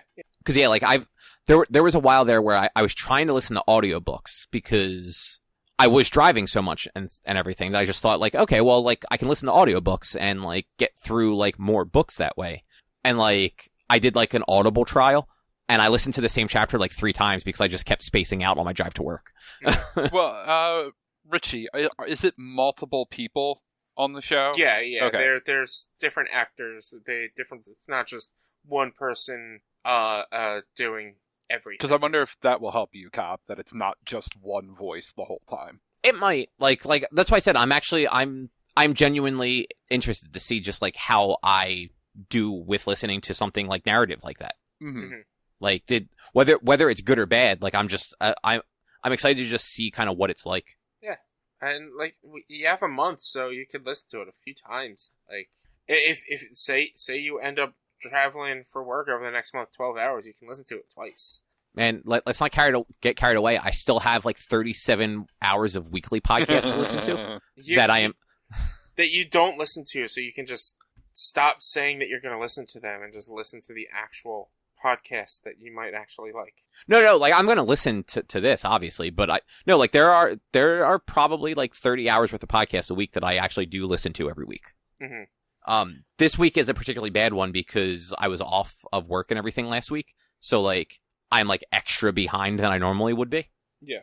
But like I made some progress today. I got through like, unfortunately, like some of these podcasts are just long. They push 3 hours, so it's just, they take longer to get through when you're also doing work. Mm-hmm. Yeah, I kind of stopped listening to podcasts that are more than like an hour and a half. Give me 5-hour podcasts. I used to listen to You Made It Weird with Pete Holmes, but his were consistently 3.5 hours, and so at one point I just was like, I need more variety and not just one interview for 3.5 hours. Like my favorite podcasts are the shorter ones and the audio podcasts at that. Yeah, I've definitely come to enjoy like the hour and a half long podcasts the most, especially the ones that, and Drew, I know you don't like doing this, but especially the ones that I can like speed up a little bit, where like they become like an hour long podcast instead, and like it doesn't distort the audio for me in any like noticeable way, so I can like get all of the content, but like get through more podcasts in a day. The most recent episode of Hardcore History, now granted he puts these episodes out like once every 6 months, was almost 6 hours. It was 5 hours and 46 minutes. Yeah, that's a different sort of beast, though. I mean, look, the latest issue of Fire Escape Cast was 3 hours and 42 minutes. Mm-hmm. And that's just 3 people just fucking talking. This is one person just talking. Yeah, but he's like talking about history. Like he has like a plan. Like fucking those 3 just go into it and just like talk about anything for 3 hours. 4.5. It's worse than us. 4. It is. But yeah, so beginning of August, we'll have these podcasts to listen to. Rich, are you going to listen to them again? Oh, yeah. I haven't listened to them yet this year. I've been wanting to. So I've just kind of been waiting until we do it. That I'll probably listen to it at least once, maybe twice. Man, between that and your fucking two watches a week of every episode of Critical Role, no wonder you don't get through new content very quickly. Hey, I watched today's episode of Loki already, so. I have not, but I did watch 3 weeks ago's episode of Flash. Yeah, I'll just watch it. I'll watch all of the CW verse on it. Yeah, you got so far behind, it just didn't make sense. Yeah. But the Flash is almost done. I think next week is the last episode. Yeah, and it's not that it doesn't make sense, it's that the CW app takes them off after about 3 weeks, and so I just couldn't watch it. Yeah, that's unfortunate. Yeah. But, so just I'm the only one with anything left to talk about, so I'm just gonna do this a little quick. Netflix released the first of its Fear Street movies. It based on the R.L. Stine 90s like teen book series. Yeah. So the first one was called Fear Street 1994. It takes place 1994. Yeah. Who would have thought? It's I would have guessed 1980. It's actually got a very like Stranger Things vibe early on. Mm-hmm. And it's I saw the perfect example. It's like Pawnee versus Eagleton. Okay. So it's 2 towns where like it's Shady Side and like Sunnyvale, I think, are the 2 towns. So like they're just spot on with the fucking names. Whereas like Shady Side is like the poor town, like the school sucks, everyone's miserable. And then Sunnyvale is like everyone's kind of rich and happy and doing good for themselves. Mm-hmm. And a girl gets murdered in a mall at the beginning of it. And then it kind of escalates from there, and you find out that like there's actually like a supernatural thing going on. And this supernatural thing has apparently been going on for just decades. And yeah, it's a very, throughout the beginning the 2/3 of it, let's say, it's kind of a predictable like horror movie, but like not too aggressive because it is just like a Netflix movie. Yeah. The end actually was a little unexpected. Like I didn't totally expect the end to go how it went. And that's like in a good way. Like it actually set itself up well for the next part. And they're releasing each one of these a week apart this month. So 94 came out this past week. 78, I want to say, is the next one, comes out next week, or this coming weekend, I should say. And then 1666 comes out the week after. Okay. And for the most part, it looks like a lot of the same actors and actresses are in it. So there's definitely going to be some sort of overarching, like, 94 timeline where, like, those characters are sort of, like, involved. Okay. But at least this next one is going to be a character that survived a similar thing in the 70s, like, talking about that story, essentially. Mm-hmm. So I'm interested to see where it goes. And, like, it definitely wasn't anything groundbreaking, but it was fun. Like, it was fun to watch. Yeah. I've seen it on a lot of people's Facebooks. They were watching it, and I was like, I should check that out. And then I didn't. I literally sat and watched TV all day on Sunday. I did nothing but watch TV all day on Sunday. And I was like, I should watch something new. I should try something new. And I started to watch 2 episodes of the new season of Infinity Train and started to fall asleep. So I stopped and took a nap. But nice. I should have watched Fear Street. I should have done something else besides sit around and watch old episodes of Drake and Josh. And so you weren't even watching good television? Drake and Josh is good, man. Don't say it wasn't. Okay. Drake and Josh was good. It was also like 5 years past like when I would have been watching that stuff, so. Well, it was also past when I should have been, and I still. Well, no, Drake and Josh actually came out when I was still old and young enough to still be watching Nickelodeon. It was iCarly that I still watched, even though I was a little bit too old to be watching. But honestly, Nickelodeon, around that time, still released some premium, decent content for older kids that grew up with it. Yeah, you know what? Like, by that point, like, I really wasn't watching anything on there. Like, I didn't have siblings or anything like that where it would ever be on, so I don't know. But good for you. Yeah. So yeah, Fear Street was decent. More interested in seeing how the sequels go. I also watched Nobody, which is the Bob Odenkirk movie. It's basically John Wick with Bob Odenkirk. Oh, okay. I remember seeing previews of that. Yeah, it was. I enjoyed it a lot. It was a lot of fun. If they want to just keep taking 50-something actors and putting them into scenarios where they murder a bunch of people, I'm good with that. So it's a very John Wick setup. Odenkirk is just like this unassuming dude. Like, he works at some sort of like, I think it was some sort of like sheet metal shop or something like that. He basically does like the same routine every day, every week, just kind of like going through the motions.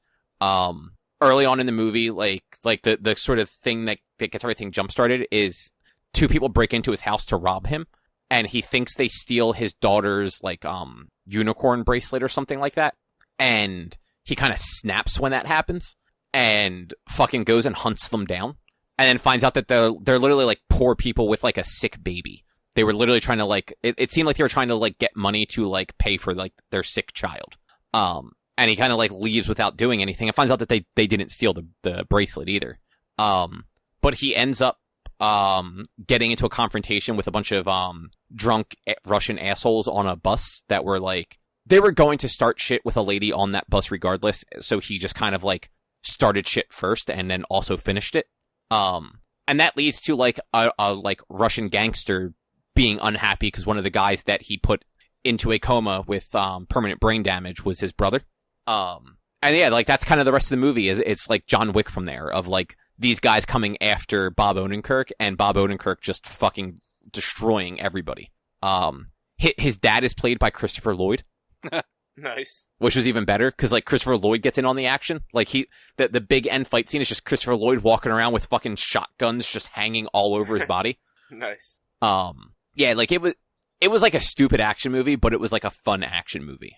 And they did that same like John Wick thing where like, remember in like the first John Wick when like John Leguizamo calls up like the head like Russian dude and he's like, yo, your kid stole John Wick's car and killed his dog, and the Russian dude's just like, fuck.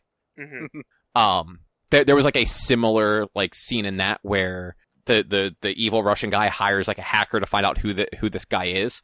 And she sees like 3 redacted reports, throws them on the floor at the guy's feet, and says, "I'm out. You don't gotta pay me. I'm done. I don't want no part of this," and just leaves. Nice. Yeah, that's great. And like you don't find out what's up with him until the very end of the movie. Mm-hmm. Like it's the last like half hour he actually tells you like who he is. Up to that, you're just like, I don't get it. Like your dad was in the FBI. What the fuck did you do that you know how to do all of this? It's a $5 rental on Amazon right now though, and it's definitely worth those $5. Okay. I would not see Bob Odenkirk as an action star. Right. Yeah, no, I mean it's kind of like Liam Neeson before Taken. Yeah. And I also the other crazy thing, like Bob Odenkirk's like 3 years older than Keanu Reeves. Mm-hmm. That's it. Like yeah, Keanu Reeves doesn't age. You don't know that already? Like it's Keanu Reeves and Paul Rudd. They're just eternal. I mean, there's pictures of the 1600s and portraits of Keanu Reeves drawn from the 1600s. Like he just doesn't age. Yeah, like Odenkirk is 58 and Keanu Reeves is fucking show me the age, not the birth date. I don't want to do math. 56. So there's a 2-year difference. Mm-hmm. And yeah, you wouldn't think that. But yeah, Nobody, it's 100% worth watching. Like, if you have to watch one of those two movies, fucking watch Nobody. Yeah, I mean, honestly, I would way more likely watch that. Yeah, like it's got a plot. The plot keeps the movie going, but like just all the stupid action is really what you're watching it for. Mm-hmm. And then the very last thing, I finished Gundam 00, so that's the 50 episodes plus the movie sequel. Okay. Done. I've got about 3 million episodes of Gundam to go if I want to watch all of like the main shows. You got this. I watched 36 movies of Godzilla. You can watch all of them. And these are at least mostly good. Yeah. Yeah, I was actually looking. There's a lot more Gundam than I realized, but a lot of it is stuff that I don't want to watch. It's like the SD Gundam stuff and some weird like live action and some shorts and things. Wasn't there like a Gundam where they were toys or something like that? So there's SD Gundam, which they were like little miniature robots. They weren't even suits. I think they were legitimate robots. Uh-huh. That did air on Cartoon Network in like the mid 2000s. Yeah. And then there is also a series called Gundam Build something or other, where it's basically Yu-Gi-Oh! Like, the people are actually like, to my understanding, they're competing building Gundam models. Okay. Yeah. Because why the fuck not, right? Yeah. But yeah, the next one I'm gonna watch is Turner Gundam, because I actually got the Blu-rays for my birthday. So, because that's one of the ones that's just not available on fucking anything but physical media. But yeah, so Gundam 00. The second half of that show was definitely better than the first, I feel. It still had a problem where it had too many characters, and like none of them quite got enough time to make it like really meaningful. And like there was never like a solid villain until the very end of the series. Like the everything leading up to that, it was like the Gundams were there to try and they were basically staging armed interventions between like the armed forces of the world, basically trying to like bring about world peace through violence. And then like as the show went on, it's just like, all right, well, why are these guys the villains? Like the governmental soldiers? Because a lot of them weren't. Like they were also just doing their job or like trying to like make the world a better place also. And like the one guy that you thought was going to be sort of like more of a rival and not like a fucking psychopath for like a good chunk of the middle of the show becomes just a fucking lunatic. Mm-hmm. Like all he cares about is fighting the one dude in a Gundam. Because that guy beat him once, and he thought he was a better pilot and needed to be better than him. That's how anime rivals work, man. Didn't you know that? But that's the thing. Like, it's such a bad version of that. Like, it's not even like a Goku Vegeta, like Bakugo Deku sort of thing. It was just he was just angry about it, and like he didn't really do anything to make himself better. He was just unreasonable. But like the later half of the show, like definitely like got better. Like they started focusing on the characters a little bit more. You got more of like the relationships between them. This show probably has some of the worst named characters I've ever seen in my life, though. There was one character, her name was Anu Returner. Alright, that's bad. The main villain, Ribbons Allmark. Okay. Here's the thing. I'm assuming you watch these English dubbed. Yeah, but those are their name. Like, those are the names. Like, I looked the names up. Are those the actual Japanese names? They were probably pronounced differently, but those were the Japanese names, yes. I don't know. I feel like they might have been like, because 00 was what year? 07 to 09. Yeah, that was still early enough in like anime fandom in the United States to where like localization was just like, give them just some stupid fucking name that fits. No, like those were the names. Like they were, but like you have stupid fucking names like that. And then, like, the main scientist guy that's, like, helping, like, keep everything running for the Gundam pilots, his name's just fucking Ian. Like, everyone else on this ship has, like, a weird fucking name, like Felt. This one girl's name is Felt, Feldt. And then, like, the guy who's, like, fixing the Gundams when they get banged up, that's Ian. Yeah, it's just, the names in that show were just so fucking weird. But, like, I don't know, like, by the end, the characters grew on you. It did have, like, a wrap-up movie that, did a pretty good job wrapping it up. It takes place 2 years after the show, so, like, I haven't watched all of the Gundams, obviously, but, like, the ones I have seen, like, they're usually pretty well contained, like, timeline-wise. This one's spread out pretty far, because there's a 5-year gap between the first half and the second half of the series, and then there's another 2-year gap from the end of the series to the movie. And the movie kind of, like, it does a pretty good job of, like, wrapping things up, like, because the series ends with, like, everyone just seemingly going their own way. And then the movie kind of, like, brings everything back together for, like, a final confrontation against, like, it was, like, a faceless enemy, but it was still, like a unified enemy for, like, everybody to go after. Like, the Gundam pilots, like, the Earth forces and everything. Like, everyone was trying to stop this thing. It wasn't this weird, like, 3-way standoff trying to figure out who the good guy was. Kind of reminded me a little bit of Endless Waltz, where, like, that movie was all about, like, the pilots had kind of, like, gone their separate ways and, like, they were destroying the Gundams and then they had to kind of, like, bring them back to stop a bad thing from happening. Yeah. Only this movie did not have the scene, like, when fucking Wing Zero has to, like, fly through space and shoot the thing out of the sky. Like, that was a real cool scene in that movie. I don't know. My Gundam knowledge is way more lacking than I'd like. You should fix that. A lot of them are available on, like, Hulu.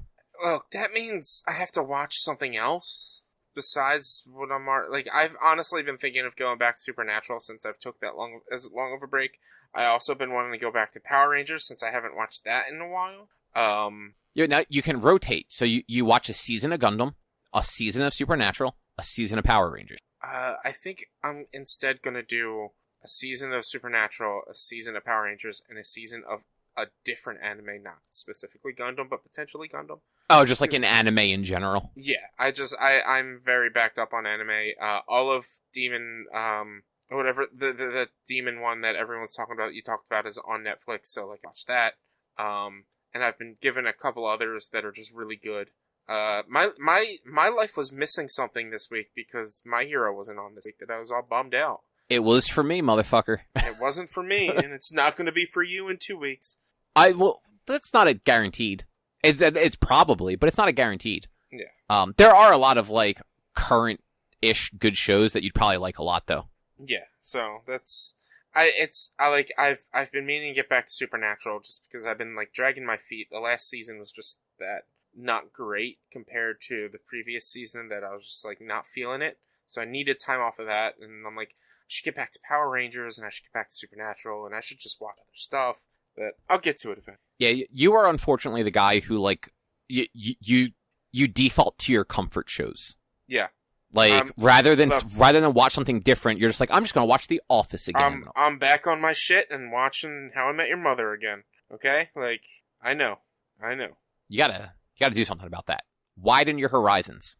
I mean, they're wide. I just need to get to a point to watch. When I think of it later on, I'm just gonna send you a list of anime that I think you should watch. I want to see how many of them you actually never watch. Don't make the list too big, because then you're just putting too much on me, and I'm not going to watch any of them. So it's all going to be short shows, like nothing more than 24 episodes. Mm-hmm. Cause I'll leave all the Gundams off, cause like you know them, like Gundam's not like a new thing for you. You'll either watch it or you won't. Like that's what that is. But no, it'll be like shows from the last like 5 years, nothing more than 24 episodes. We'll see if you like any of them. Mm-hmm. Okay, I'll try it out. Cool. Is there anything else either of you guys want to talk about before we wrap up? Not that I can think of. No, I think that's it. All right. Well, that's going to do it for this week then. If you'd like to find more of our content, you can head over to www.one-quest.com.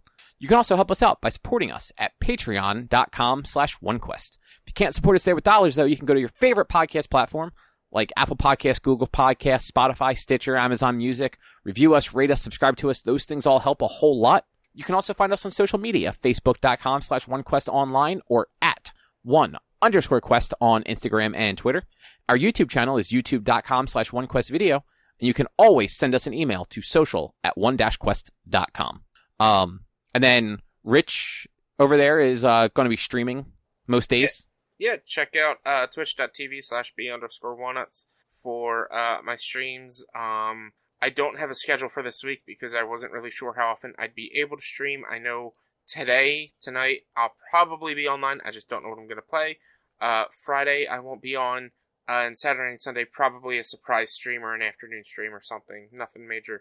But follow my Instagram at b_walnuts006 for updates of when I'm going to stream. Yeah, and you can check his VOD from Monday to see some Apex with the three of us and some Operation Tango that those guys talked about earlier. Yeah. Yep. YouTube.com/nuts, I believe. And then, Rich, you are also getting into the planning stages for that D&D campaign that you, Drew, and some other folks are going to be doing on a podcast. Oh boy, we're announcing it this soon. Because I started promoting it on Brose, just saying a special announcement. I am in the planning stages. I have a lot of things going through my head. We are doing it's called an actual play, right? Yeah. Not a That's what I've called it. Yeah. We're going to do some sort of actual play style of a D&D playthrough. Primarily D&D. Should we release the name and everything, or should we just save that and just Did we have an actual name for it? Yeah, we came up with a name. Oh, we came up with a name. It's going to be called Bonus Action, the Tabletop Podcast. That's good. I like that. Yeah. Yeah. Honestly, Drew, like Rich and I were talking about it, like when he wanted to do it and stuff like that, because we were trying to figure out like what equipment we would need and everything. And like I threw out like 3 names because we didn't have a name yet, and he's like, "I like this one," so I'm like, "Cool, we'll go with that one." Yeah.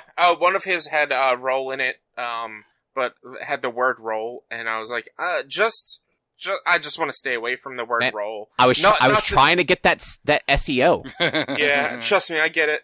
Not that I have anything wrong with that title that you gave. It's just I prefer to stay away from the word roll when it comes to a D&D podcast. But like I said, we are going to do primarily D&D. If there ever is an instance where we all can't get together to play D&D before we have to record, and if we don't have enough backlogged and we can't actually get together to record, we will probably try to find some other way to do some other form of tabletop gaming for that month's content.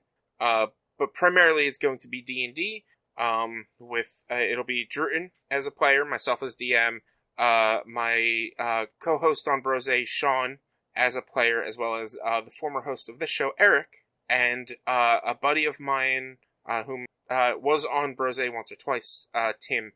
We'll all be playing together in my own homebrew world. Woo! And I don't have to do anything. You just have to sit there and listen. I know, I'm going to bring my tablet and fucking read comics. That's fine. That's fine. As long as you just pay attention I'm just going to keep an eye. Yeah, I'm going to keep an eye on the timing. I'm going to, when it's around an hour, I'm going to make a note. But otherwise, I'm just going to fucking space out and read comics. All of that said, though, if you want to go over to the Patreon, there will be ways to get that sort of content early or all at once and stuff like that. If you want to support us over there, it'll also make it easier to do that content. So, yeah. If we actually have to purchase, potentially have to purchase new mics and a new board. So if you guys can help us fund that, that'll make the content more enjoyable to listen to and more fun for us to do. Lapel mics would make this really easy. Those are very expensive, though, for good ones. Yeah, exactly. And really, you're the only one that wants a lapel mic because you fucking flail your arms too much. Look, I'm an animated DM. What can I say? What we're going to do is we're just going to... Drew, you're going to get, one of the... a riding crop. And you're going to sit next to Richie. And anytime he raises his hands while he's DMing, you're just going to fucking smack him with the riding crop on, his wrist. Please don't. Please don't.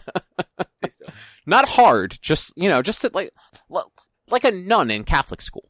Mm-hmm. Just enough to, what was that? What would that be? That would be, positive, punishment, I believe is the conditioning term for that. That doesn't work on me. I'll just bestow a always disadvantage boon on Droo every time he does it to me, and just it'll just initially be a single roll disadvantage, and more often he does it, it's just eventually he'll just always have disadvantage, and it won't dissuade him from doing it, so he'll continue to do it anyway. So who knows? I'm not seeing the downside on this. minus 20 DKP. You don't get any. All right, that's a downside. Bummer. But yeah, that's a show. Yeah, that'll be happening in the fall. But yeah, other than that, we'll be back next week with something else to talk about. Thanks for listening. Bye. See you. Bye.